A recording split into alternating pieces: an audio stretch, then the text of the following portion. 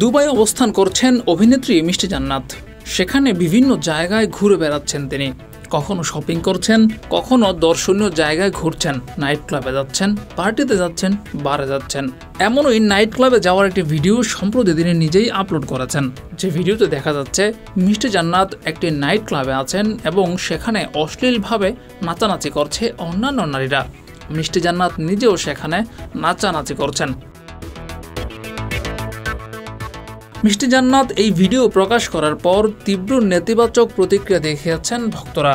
কমেন্টে মিষ্টি জান্নাতকে ধুয়ে দিয়েছেন অনেকেই। কেউ কেউ তার মৃত বাবাকেও টেনে আনেন কমেন্টে। এদিকে মিষ্টি জান্নাত আবার পরবর্তীতে আরেকটি পোস্ট করেছেন।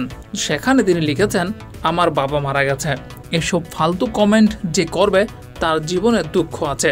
এরপরই একটি গালিও দেন তিনি।